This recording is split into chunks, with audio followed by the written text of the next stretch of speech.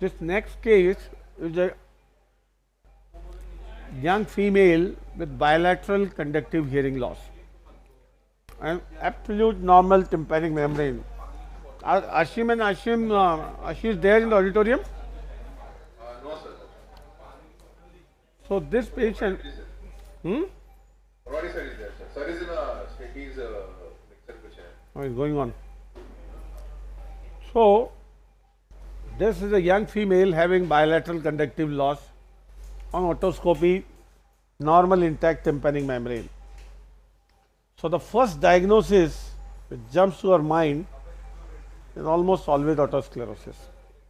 Looking at the clinical inputs, young female, bilateral, normal tympanic membrane and conductive hearing loss, and classical dip in bone conduction as well. All features going किसमें लिया किसका लिया microscope. All features go in favor of diagnosis of otosclerosis. Once it comes to the surgery of otosclerosis, Shivam, fine. This is one of the most fascinating surgery. This requires a very high level of diligence. Results are fascinating on the table. This is amongst few of the otology surgery where we get instant results and much appreciated. At the same time, sometimes it is like all or none. It can be devastating to the patient as well if the patient develops sensorineural hearing loss, and that happens in a small percentage of patients in the best of the hands in the world, because sometimes the reasons for those sensorineural hearing loss are beyond your control. Once you open the inner ear, everything is not in your control, in spite of the best of the handling that can happen at the molecular level.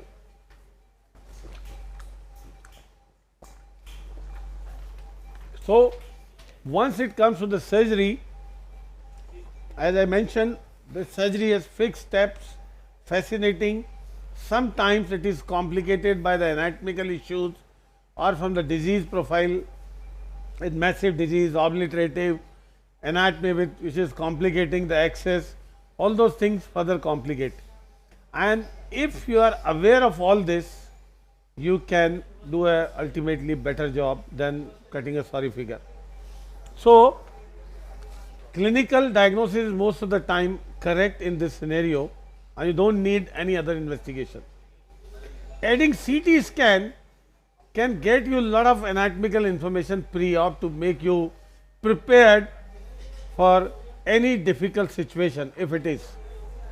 Implant वाले को under करा, implant को under करा. So what all to be seen on CT scan before otosclerosis surgery? Yesterday we discussed what all to be seen on CT scan before cochlear implant surgery. Here the things are different and the perspective is different. So the things which can complicate the course of otosclerosis surgery are, or something need to be touched upon. So what I want to see here from the beginning, this is axial section. What you need to see, very, very important, the superior semicircular canal. Many times, this is not so uncommon.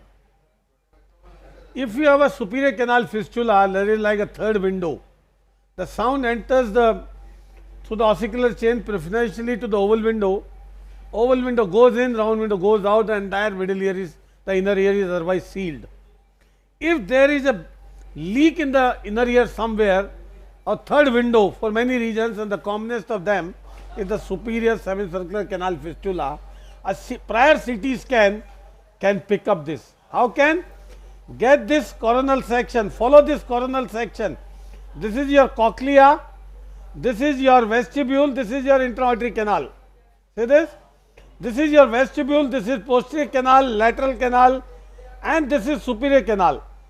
If I follow the superior canal, see, this is a thick bone all over above the canal. If this canal is dehiscent, directly the sound which comes to the inner ear can leak. The brain pulsation may override the dehiscent canal, and the symptoms of superior canal fistula may override, and sometimes inner ear conductive hearing loss because of this leakage of sound can be perceived in lower frequency as a conductive hearing loss. If you are not careful, one can be, confused with otosclerosis and can take up the case. When Yeah. you get a superior canal fistula, you don't get 60 dB loss. Not 60 dB, mild to moderate. Yes, canal fistula will give 25 to 35, maximum 40 dB loss. Yes, that can happen in otosclerosis also. Not completely fixed foot plate can give 25 to 35 dB hearing loss. Notch at 2K will happen in otosclerosis only. No, but that is not, Bilateral superior canal fistula, fine. that may not be expected in all cases of otosclerosis. So, you are right, you have to be very conscious at reading the audiogram. The most important thing to be seen on audiogram is the bone conduction level. Here, because of this third window phenomena, the bone conduction becomes more appreciable. The bone conduction threshold becomes less, and you will appreciate the bone conduction even in minus. So, supra threshold of the bone conduction is the key to differentiate in audiogram the otosclerosis from superior canal fistula. What is my point? So, in any audiogram with a lower frequency conductive hearing loss, focus on the bone conduction values. If the bone conduction value is going in minus, supra threshold, you have to have a high suspicion of a third window phenomena. That is what. In tympanogram, you may have fluid in the middle ear. In tympanogram with fistula, you may very rarely get a fluid. The fistula may not be. Because it has a station tube dysfunction. So, there are many reasons. So, a specific one which we need to focus is the supra threshold bone conduction. Middle ear may be dry in superior canal fistulas. If you go in detail of the superior canal fistulas, we have dealt with couple of those. There are variety of superior canal fistulas. See this. This is the ascending arm of the superior canal. If the fistula is in the ascending arm or fistula in the descending arm here, have different impact. One has an auditory symptom, one has a vestibular symptom. If a large fistula can be symptomatic, small may be missed. Or completely asymptomatic fistula, the moment you make a hole in the foot plate, which was otherwise fixed, can become a real third window phenomena and complicate the situation. Such patient, if such semicircular canal fistula is missed and a stapedectomy done, it makes the patient symptomatic. So, you have to be very, very focused about this so as not to complicate the problem. This is, I always mention to rule out this on CT scan. The first thing to be seen on CT scan. Now, quickly without wasting time, the next thing to be seen on CT scan is the dimension of the intra-auditory canal to, if it is too dilated, can give rise to gusher. Then the dilated vestibule, if can give rise to problem, not gusher but oozer. Dilated vestibular aqueduct, if it is, can give rise to problem. Any abnormal modulus or abnormal cochlea can give rise to gusher. Abnormal facial, now see this horizontal, the labyrinthine segment, genu, and this horizontal segment, if it is dehiscent and prolapsing, can be a problem. A prior CT scan can rule out, and the coronal picture is again game changing. In this, see this. This is the ossicular chain, malleus, incus, this incus, and this is stapedial crura going to the foot plate, and the level of the facial nerve is above. If the level of the facial nerve is below on the foot plate, that means it's a prolapse one, and you have to be either very, very experienced, inform to the patient and deal with it, or otherwise abandon it, or don't do it and give a hearing aid. So, there are options available for every situation. Then this is what you need to see from the otosclerosis point of view. Then ossicular chain, see this malleus, incus, if there is any bony plate fixing the malleus anteriorly, we have seen in couple of cases, can give rise to conductive hearing loss, which when you explore, if you are not aware of it, when you open, your stapes is mobile, yet patient has a severe conductive hearing loss because you have missed this bony fixation of the malleus anteriorly. Same is the bony fixation of the malleus superiorly, which you have to see in coronal picture. See this malleus and incus. Sometimes this superior malleolar ligament get ossified, and you can see on CT scan if there is any fixation of the malleus in the upper part. So there are many ways you can rule out all these pictures, all these issues which can give problem. Then third window phenomena, another issue is cochlear carotid dehiscence. Then the level of the jugular bulb. See, this is the level of the round window. At the level of the round window, if you don't see the jugular bulb, means it is below. We have seen even in the otosclerosis cases very high jugular bulb coming right to the oval window, and if you are not aware of it, can give rise to a surprise.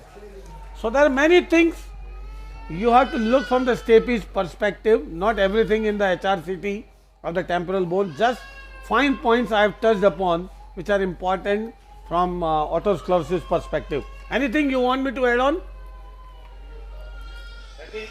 Tell me about stapedial artery work, you told them persistent stapedial artery. Persistent stapedial artery is an anomaly for the audience. Normally, stapedial artery gets absorbed by 8th to 10th week in embryo and give rise to middle meningeal artery. Now, in patients who have malformation and the stapedial artery persists, practically they do not have middle meningeal artery. This stapedial artery is a very fine artery. It courses from the carotid artery across the promontory and then enter into the fallopian canal. It courses across the promontory, going through the stapedial crura and enters the fallopian canal, and then along the horizontal segment first genu enters the intracranial area to supply some areas. Now, if this artery persists, on CT scan we can assume indirectly, not directly, we cannot find this soft tissue on HRCT scan with fine structure, but what we can assume indirectly where we can suspect a persistent stapedial arteries. Number one, look at this. Look at this.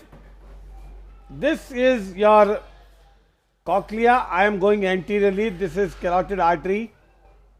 Now see, this is your foramen ovale, and behind that this is your foramen spinosum. See this on the opposite side, foramen ovale, foramen spinosum. Can you see this foramen spinosum through which this foramen passes the middle meningeal artery? If there is no foramen spinosum, means your persistent stapedial artery is there, because of which the middle meningeal has not formed and probably no foramen spinosum. Number one. Number two, if there is a persistent stapedial artery, it passes through the facial nerve, and in that scenario the dimension of the facial nerve becomes much more than normal. So a swollen big dimension facial nerve indirectly shows the persistent stapedial artery. So these are the indirect signs by means of which you can assume that there could be a persistent stapedial artery. In this scenario, look at the foramen spinosum on the left side, very clear. Here it is very small. Can you see? Though I am not suspecting persistent stapedial artery, the dimension of the facial nerve is good, and I see this malleus, incus, stapes. This is the stapedial crura on this side, and this is the stapedial crura on this side. That's the stapedial crura, incus, stapes. You want more information of the finest information of the stapedial foot plate if you want, then you must get a bone cone beam CT scan, which can give you information of the thickness of the foot plate up to a very good resolution, up to 0.05 mm. So that is something, again, a vital information. You can get to know before surgery that how thick your foot plate is going to be, because otherwise if there is a thick foot plate or obliterative one coming as a surprise, cannot give as good results as a normal foot plate. So imaging has a big role. Cochlear aqueduct emerges from the cochlea. See, superiorly, this is superior vestibular aqueduct arising from the vestibule. Now, as you go down, as I go down, this is the basal turn of the cochlea. Can you see the basal turn of the cochlea? Yes. This is your round window, and see this thin aqueduct coursing towards the posterior canal fossa. Can you see this? Yes. This is cochlear aqueduct. Above this is vestibular aqueduct. Cochlear aqueduct contains perilimb. Vestibular aqueduct contains endolimb. Cochlear aqueduct. Exactly opposite. How cochlear aqueduct happens and how the vestibular aqueduct. Yes. So cochlear aqueduct. Just a minute. In France, you cannot do a stapedectomy unless you have done a CT scan of every patient. In medical legally not allowed to do a stapedectomy surgery for all It's all- these things. I believe it is always good to have. See, this cochlear aqueduct has hardly any value now in terms of, theoretical discussion. It has value because it communicates the subarachnoid space to the inner ear space and can be a source of infection from the intracranial space to the inner ear. But in stapes surgery, from gusher point of view, it has hardly any value. Robert Jackler has done enormous research work on this and found that not a single case so far has been reported of giving gusher from cochlear aqueduct. Even this, if this duct is enlarged, it is full of fibrous mesh, which acts as a buffer from the pressure from the inner ear space or from the subarachnoid space to the inner ear to maintain that. So it generally doesn't give rise to gusher. So we can see from theoretical point of view this aqueducts, but they do not contribute much. Anything else you want me to show on CT scan, sir, before going to the case? You show too much anyway. Yeah. Get on with the case. Sorry. Thank you. So soon we'll be back with a microscopic picture.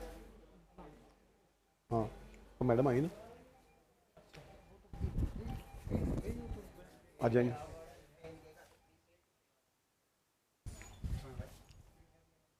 होंगी नीचे होंगी देख के. मैं phone कर लेता हूँ ना. उसका नाम है गौरी. हाँ हाँ गौरी सिंह.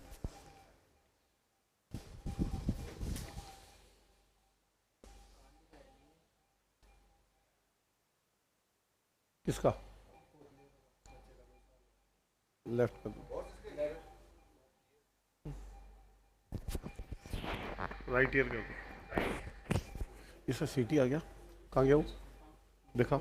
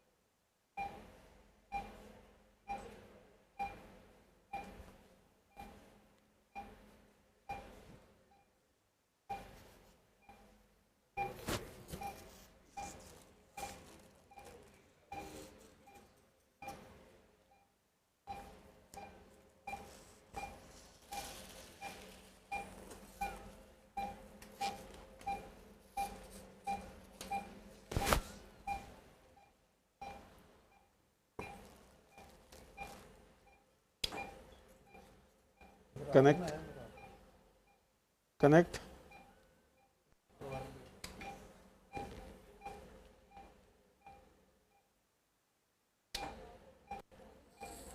यार वो माइक्रोस्कोप लाओ ना इधर फेंक लो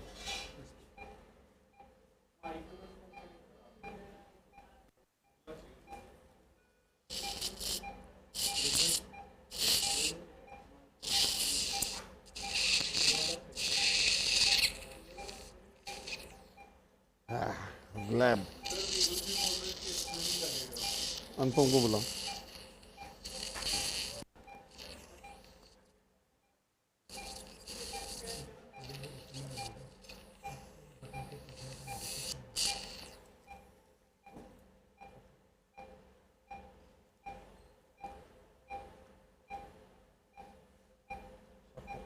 पतला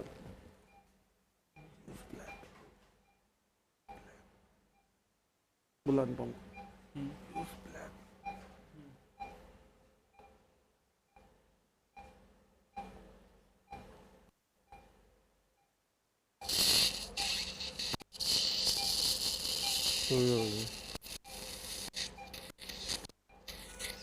hello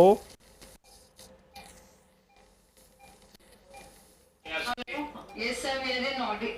We are watching you, sir. We are all waiting for वो चाहिए ना laser कुर्सी? staphylectomy. Yeah, so I'll just connect to the microscope and focus this.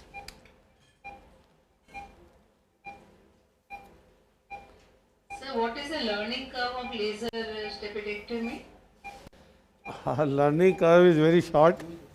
Using laser is like using video game. Full blade. So children can do better than you.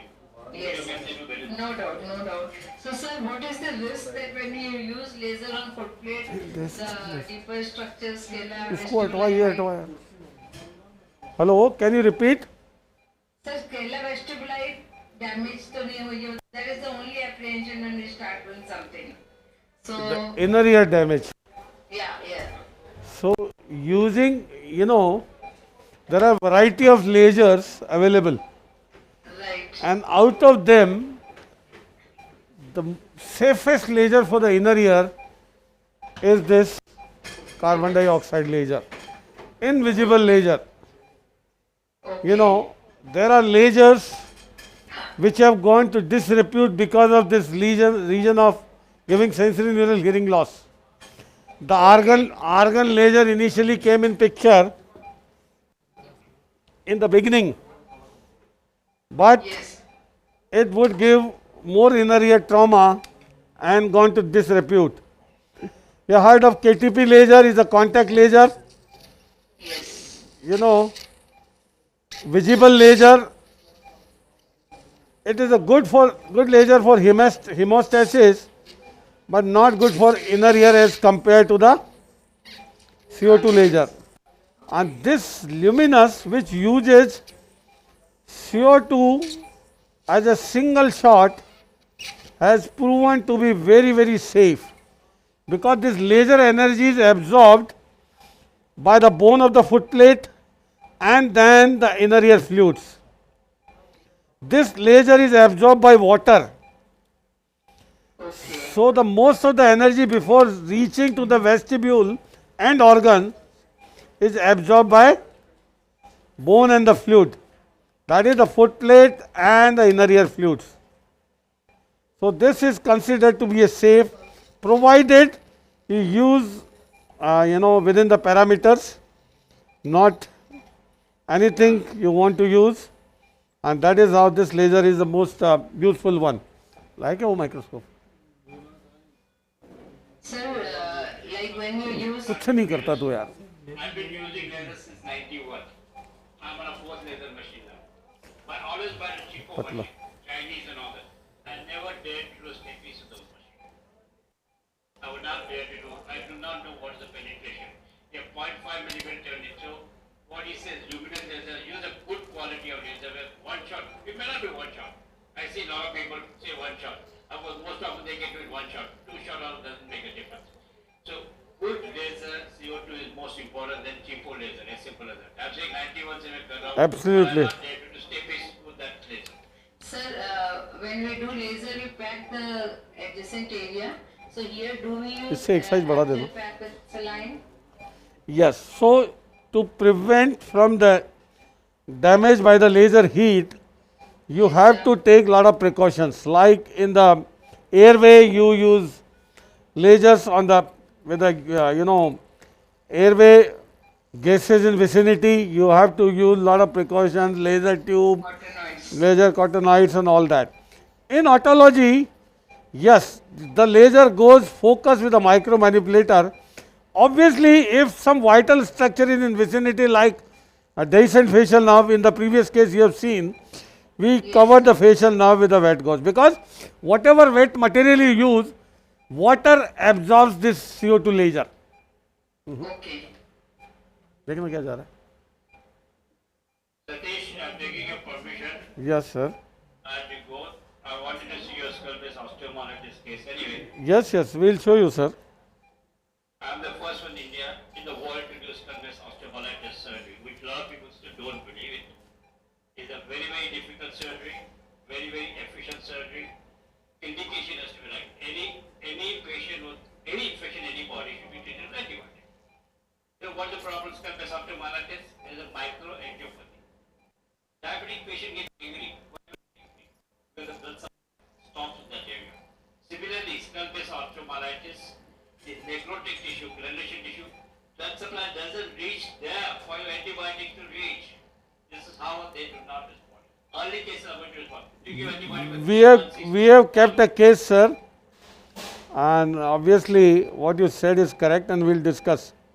Yeah, I'll make a move. I would like to talk a little bit on skull-based osteomyelitis. There's a cup of tea. You are going back. In the world, yeah, I'm first person in the world to do autogenetic brain abscess by transmastine approach. Last 35, 40 years. Most of the autogenetic brain abscesses. Are you going back, sir? Yeah, I mean, Manoj Now? बोलता है चल, मनोज बोलता है चलने को। मैं मनोज की गाड़ी में आया। तो जाने दो मनोज को. कोई लड़की मेरे को पकड़ने नहीं आया। लेकिन I went to go to Delhi. Somebody willing to give me a lift to Delhi? Who is going to Delhi today? 3, 4, 5 hours. Sir, this is a routine and permeable incision. Yes. So my routine incision is a, horizontal incision, couple of millimeters lateral to the tympanic annulus. And see here the difficulty what I am finding little bit because of the blab which was formed after infiltration. When I saw there was a big blab. And see this horizontal incision I am elevating since inferiorly is not our area of interest. So I am limiting my inferior flap elevation by giving this vertical release incision. Okay. This is limiting incision, so I do not get a tear, while elevating the flap. And this truly releases the, flap well without giving tear. Superiorly, I don't limit because I may have to go far anteriorly depending upon the situation. Sometimes to release the intermalleolar ligament or anything, you may have to go far anteriorly. So the anteriorly, I leave the options open to go as anteriorly as required in the situations. So no release incision anteriorly.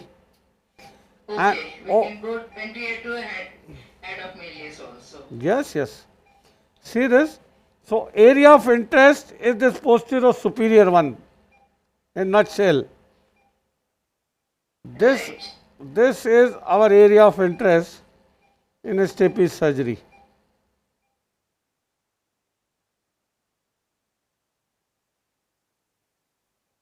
The posterior superior region.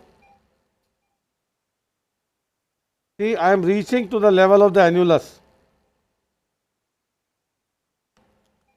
Okay?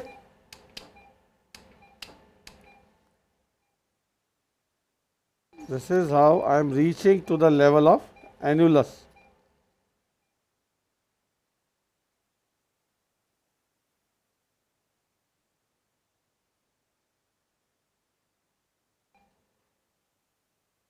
See the annulus? Yes. And I have entered into the middle ear, deep to the annulus. So, Right. to prevent this flap falling back and giving you trouble, I can elevate the annulus inferiorly for some distance, so it doesn't fall back. See this?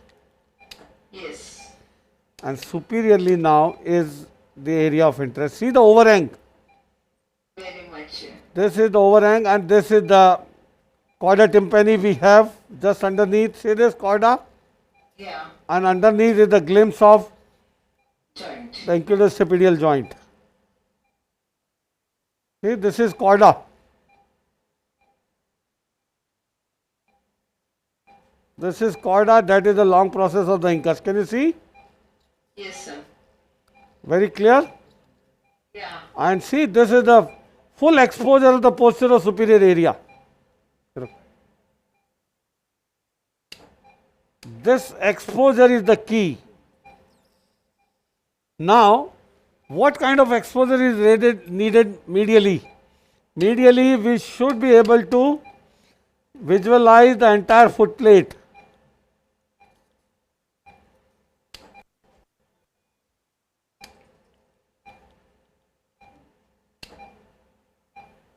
I hope the picture is good now. Excellent, sir. Correct. See, this is the overhang which you have to overcome.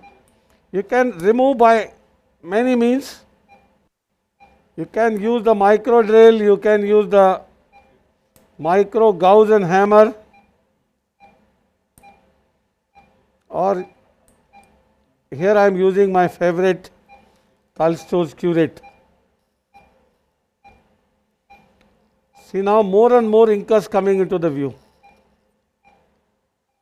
My superior limit practically is where this long process starts broadening into the body and you can see the beginning. Can you see? Yes, yes. Practically you don't have to go Beyond that. on that, and inferiorly you should be able to see the fallopian canal. So superior limit is easier to understand. Now see in the depth, let me show you the fallopian canal. Posteriorly you need more space to maneuver your, right angle. Your instrument, your piston, you should be able to see the entire length of the oval window. So posterior exposure is key. Can you see the fallopian canal? Yes, now it's clear. And see the glimpse of Foot plate. after breaking those adhesions. See the foot plate, Yes, sir. glistening blue foot plate. Right. Now, how much is the exposure required posteriorly? We should be able to, Stapedial tendon.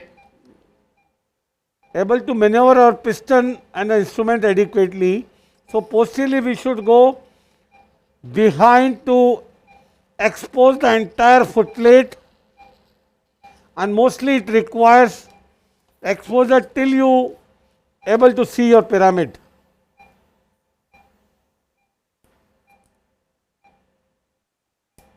See this? The tendon coming into the view. Can you see? Yes, clear.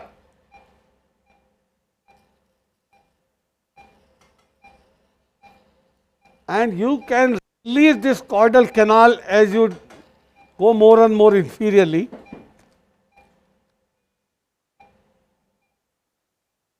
Keep releasing this caudal canal so that the chorda is pushed inferiorly. And way.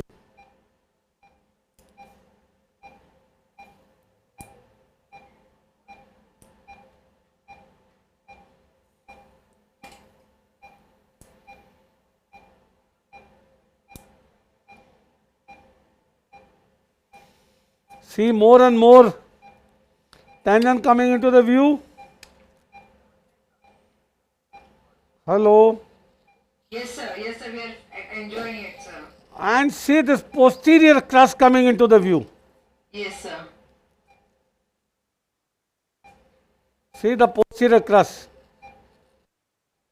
A little more exposure will complete,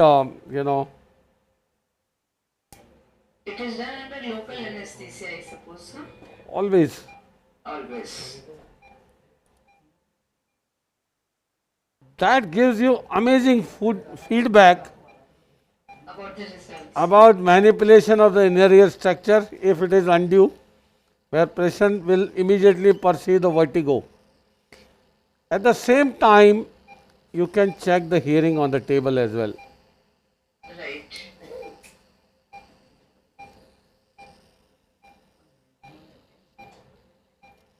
See, the entire footplate is coming in view. See now? Yes. Very clear.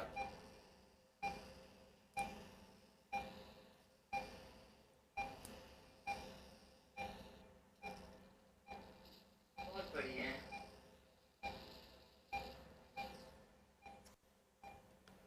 So, this is about the exposure superiorly and posteriorly.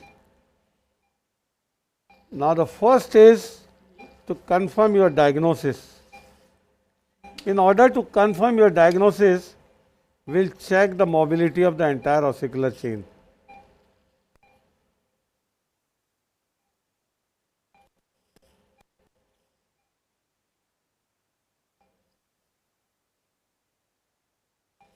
See the entire stapes,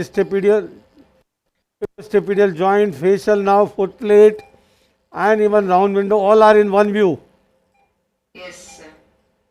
So to me, this exposure is adequate. Now, in order to check the movement of the ossicular chain, what I will do, first of all,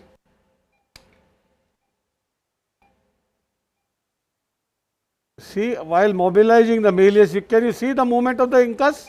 Yeah, yeah. It is transmitted. Now focus on the foot plate.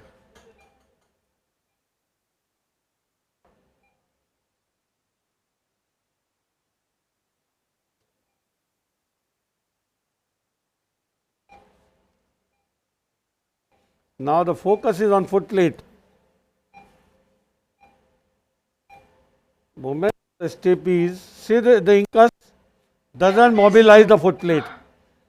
Fixation is there. See the foot plate is fixed by and large. See it is fixed. Right. Right. So that confirms your diagnosis. Now once it comes to the stapedial stapes surgery step, the steps are very clear. You have to remove the stapedial crura, make a fenestration, put a piston. Okay. But it is not always so straightforward. This is a very, very favorable foot plate, the blue one. According to the Malafonte classification, this is the most favorable type 1 foot plate. Malafonte was an Italian surgeon. Once he would find this blue foot plate, he would give all these cases to his residents. Most favorable foot plate means the foot plate is blue, normal with a normal tough bone, and the stapes is adequately fixed at the margins to the margins of the oval window. The foot plate bone is not affected, the bone is not replaced by a brittle bone, and this is the favorable foot plate.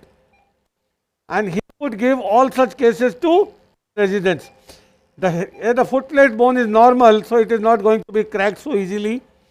Foot plate is more adequately fixed at the margins, so not going to be, dismantled so easily, and is a type 1, type favorable kind of a foot plate.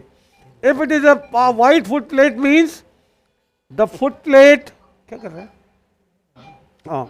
it is a white foot plate means the autosclerosis is coming over the foot plate itself, involving the bone of the foot plate, making it brittle, which is easily fracturable, more riskier, and in those situations the foot plate is not adequately fixed to the margins as the foci is coming onto the foot plate, and that is a risky foot plate which he would never give to the residents and would do something else to prevent dislocation of the foot plate. He would do either a reverse stepidotomy or do something else to prevent. That is a riskier foot plate. Sir, can you once again demonstrate the fixicity? One of my friend is asking. Yes.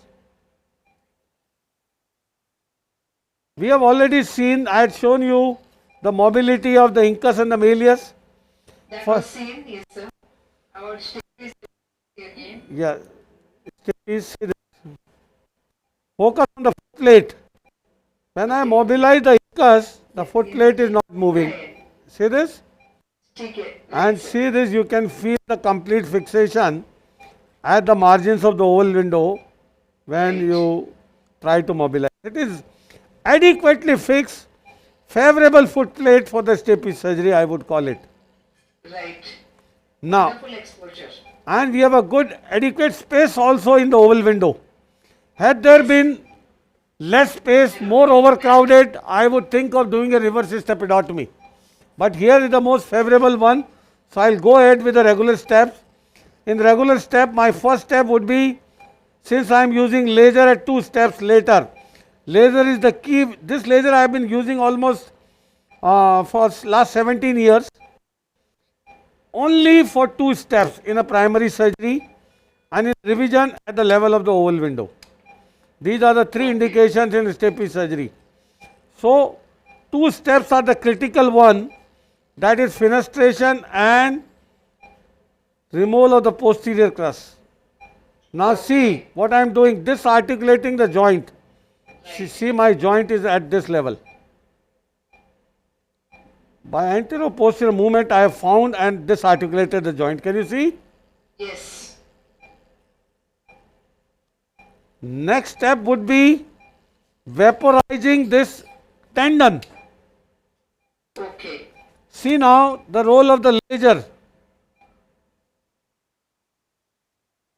Laser is the tool by means of which untouched, No touch technique is used then. yes, section. Ready? Right पैर के नीचे. So you don't need to pack the facial or all. Just They are far off, far off. too confident. Ready? Right. No time, Good. it is vaporized.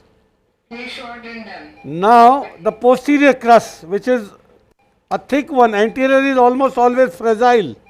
Right. The posterior crus fracture can lead to problems, can mobilize foot plate. See, I have thinned out the posterior crus. Can you see? Yes. I have hollowed out Right. and made it brittle and see can be fractured. Wow. Wow. Yes. Anterior crus can be easily fractured. If not, and you want to use laser, you can vaporize this also. Sometimes it is not visible, but here in this case, it is visible. See this? Yes. Section. Yes. You look. So any tips how to focus the laser on the foot plate, like it's so big, pointer is big now. So pointer you can choose according to your convenience, according to the need. Right. करना 8 पे रखो नहीं बस So setting is 8, sir. yeah for the Single shot. no for single shot I'll be using 20 watts. 20. This for the rest of that work, lateral work. क्या हुआ?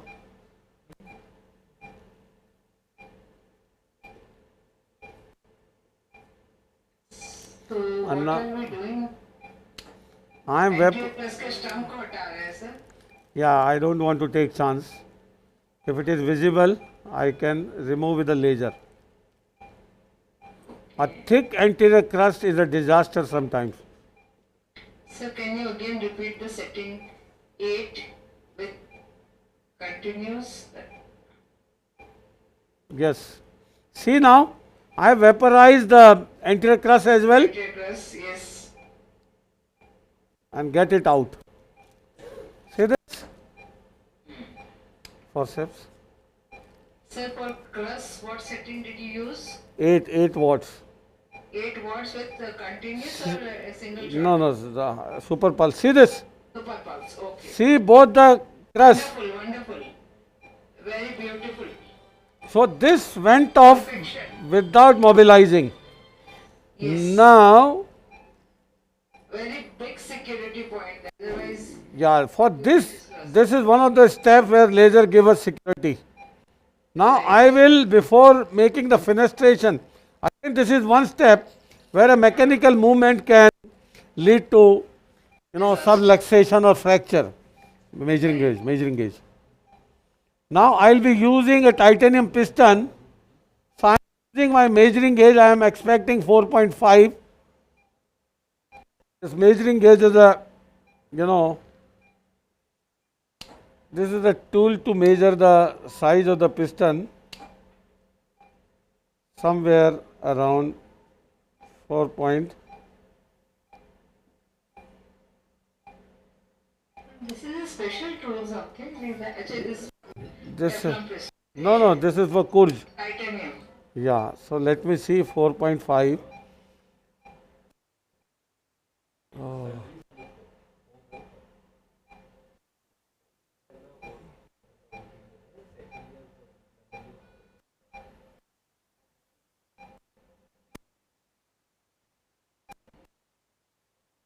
Oh, 4.25 I think. Okay. This is little longer. See, this is So कुछ male female में difference आता है क्या 4.25 और 4.5? see, this is coinciding with the length of the finger. See, every person you have to measure and accordingly. You can fit the same shoe to everybody. So measure in every case. Okay? Yes. We have measured the required size of the piston.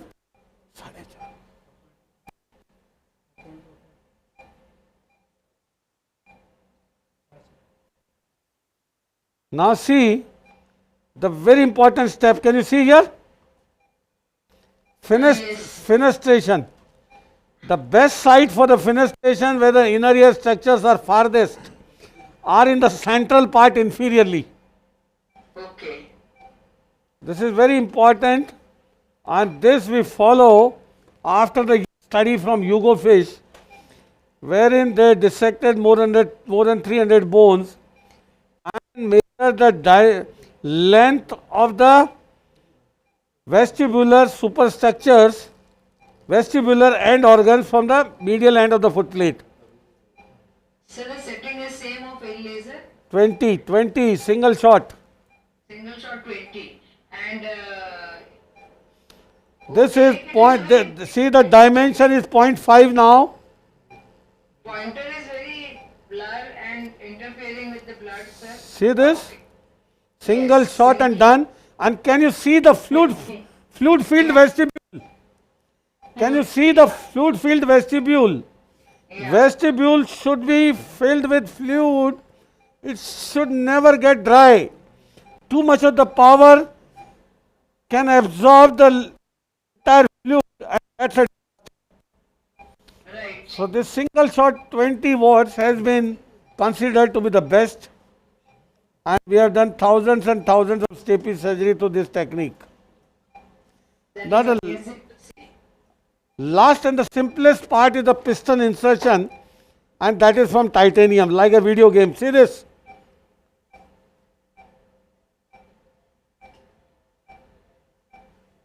Piston at the lower end, can you see? Yes, sir. And the mouth of the piston is taking on the incus. Can you see? Yes. And this is a bar to push. And this takes on the piston. That's it. Wonderful surgery. You can see all Blood. the steps. Thank you so much for wonderful demonstration. So of both the it doesn't cases, sir. take long. A fraction of a second. I have seen people struggling with the piston for long. See, this is minimal manipulation. Take the piston straight at the fenestra, keeping the mouth open towards the incus. We measured earlier the required length. where it was coinciding with the thickness of the long process of the incus, and it becomes befitting. This way, your piston can go only half of the thickness of the incus, that is less than 0.5 millimeter. So it can never be overlong piston. This is the simplest way one can do a stapes surgery without too much of manipulation. And to seal this fenestra, what I am pouring is a micro drop of blood. See this? Okay. Is that good enough? Yeah, this contains fibrin and this will help. So finally you have used 4.25 or 4.5 in this? 4.25. Okay. And you can Wonderful. see. So this is a fascinating surgery. I told you in the beginning. Magic in your hands. No, everybody does good, and we all learn from each other. Thank you, sir. Thank you for honoring my request, sir. Thank you, madam. Thank you for the wonderful discussion you brought. And I am repositing the flap. Unfortunately, we could not meet you. I never knew you here only. And sir, what is your next plan case after this? After this is a case of cochlear malformation, Okay. probably Mondini's or something. Yeah. And after that is the skull base osteomyelitis, Amazing. then Peter's bone cholesteatoma. All cases of interest, sir. So hope to have a good discussion with you all. Yes, sir. Thank you so much. Big thanks to you for your patience, your discussion you brought in, the facts you brought in to the notice were amazing. I know, madam, you have always been in the forefront of academic activities, and I had a great time when I visited Jabalpur in your workshop. Sir, At a very high.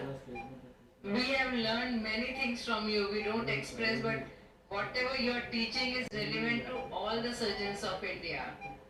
Mucormycosis was the time when you made everyone a surgeon who can do some great job for society. So we are always thankful to you. So that is how we learn from each other. Transparent. You have changed the concept. Everyone, like, teachers don't hide anything. Otherwise, old teachers used to keep the secrets with themselves. See, when you teach, you learn more, what I believe. Teaching is the best way of learning as well.